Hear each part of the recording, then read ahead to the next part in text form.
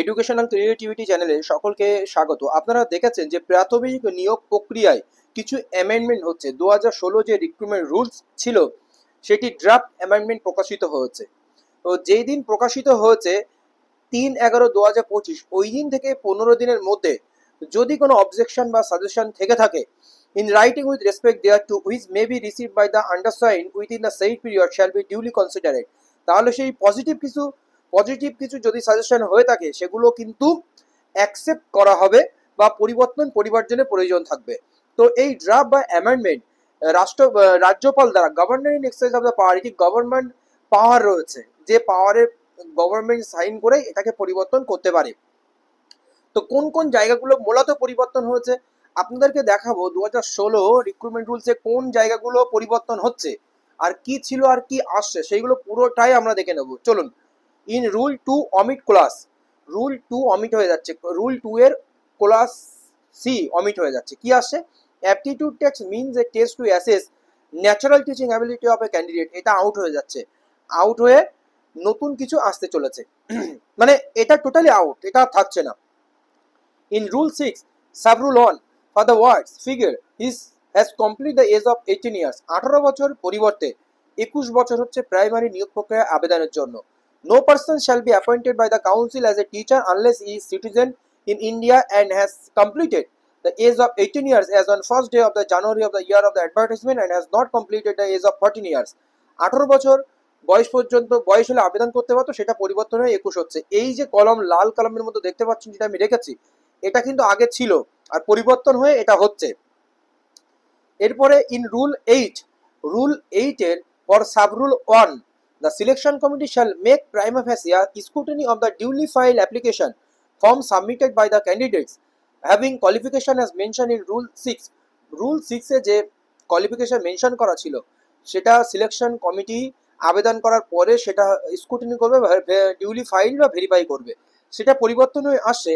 The selection committee shall prima facie scrutinize the duly filed application forms and relevant papers uploaded by the eligible applicants.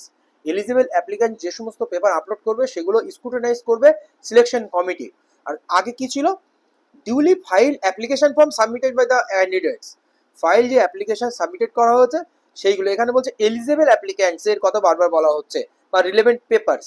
এরপরে যে পয়েন্টটি রয়েছে, the selection committee shall thereafter and all such eligible application as mentioned in sub-rule 1 for physical verification, checking and or validation of the data and relevant papers uploaded by them. এরপরে যেটা পরিবর্তন হয়েছে, এটা ছিল পরিবর্তন হয়ে আসছে 2। The selection committee shall call all qualified candidates as mentioned sub-rule 1 for the viva voice and interview and aptitude test.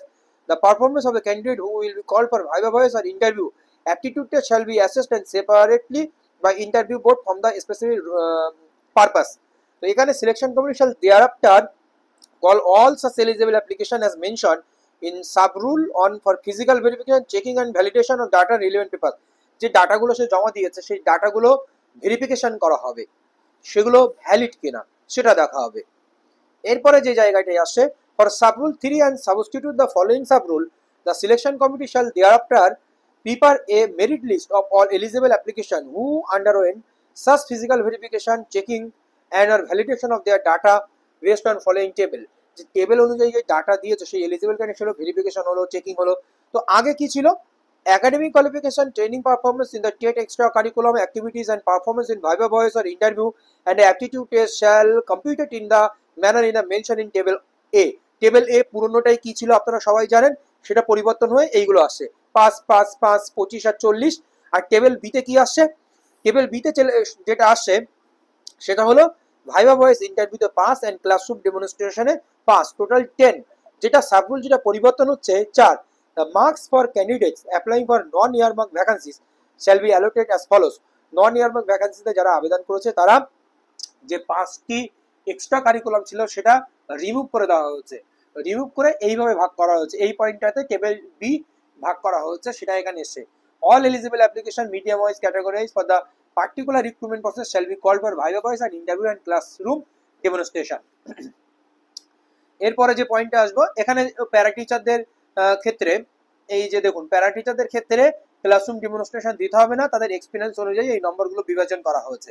এবং 50 নম্বর এবং 40 নম্বর এবং 10 নম্বরের টেবিল বি অনুযায়ী এইগুলোকে ভাগ করে সিলেকশন কমিটি একটা প্যানেল প্রিপেয়ার করবে, যেটা ওয়েবসাইটে আপলোড করবে, সেটা বলে দেওয়া আছে।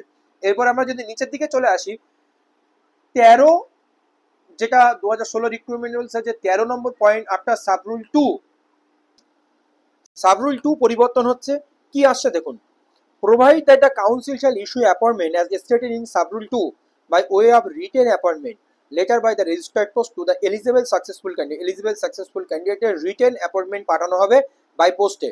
এখানে আগে কি ছিল, the teacher shall be asked to join their post within a specified period, failing which their names may be struck off from the panel and the appointment shall be cancelled without further communication to the candidates, and next eligible candidate in the panel shall be offered appointment. যদি appointment নেওয়ার পরে সে নির্দিষ্ট টাইমের মধ্যে join না করে, তার appointment cancel করা হবে ফার্দার কমিউনিকেশন, উইথাউট ফার্দার কোনো কমিউনিকেশন ছাড়াই। এরপরে যে পয়েন্টটি পরিবর্তন হয়েছে হেড টিচার রিক্রুটমেন্টের ক্ষেত্রে, ইন রুল 14 আফটার ফার্স্ট প্রবিশো, একটা ফলোইং প্রবিশো কি রয়েছে দেখুন, provided further that the experience for the post of head teacher shall be counted from the date of joining in the respect of the circle only. সার্কেলের মধ্যে আপনি কবে join করেছেন সেটার উপর ডিপেন্ড করছে। আপনি একটা সার্কেলে চাকরি করতেন, ধরুন এক্স সার্কেলে চাকরি করতেন, আপনি ওয়াই সার্কেলে গেলেন একই ডিস্ট্রিক্টের মধ্যে, তাহলে আপনার ওই ওয়াই সার্কেলের জয়নিং ডেট থেকে আপনার এক্সপিরিয়েন্সের ডেট ধরা হবে, কারণ জয়নিং ডেট সিনিয়রিটি ডেট ধরা হবে। হেড টিচার নিয়োগের ক্ষেত্রে যে সিনিয়রিটি ভ্যালু দেওয়া হয়, সেই সিনিয়রিটি ভ্যালু এখন সার্কেল ওয়াইজ দেওয়া হবে, ডিস্ট্রিক্ট ওয়াইজ না। আগে ডিস্ট্রিক্ট ওয়াইজ দেওয়া হতো। দেখুন, the council shall appoint a head teacher in every primary school within the jurisdiction of the council from the panel of the senior most primary teacher. কাউন্সিলের মধ্যে senior most primary teacher. আর এই যে পয়েন্টগুলো ছিল, এই সমস্ত কিছু কিছু পয়েন্ট সংশোধন হয়ে এই সমস্ত জায়গাগুলো বাই পোস্টে তাদেরকে পাঠানো হবে, সেই সমস্ত তথ্য কিন্তু এখানে উঠে এসেছে। এই হচ্ছে বিস্তারিত আপডেট। আর এটা কিন্তু অ্যাপ্রুভ হলেই বা 15 দিনের মধ্যে কোনো যদি অবজেকশন না হয়, এটা আইনে পরিণত হয়ে যাবে বা নোটিশ আকারে চলে আসবে। ধন্যবাদ।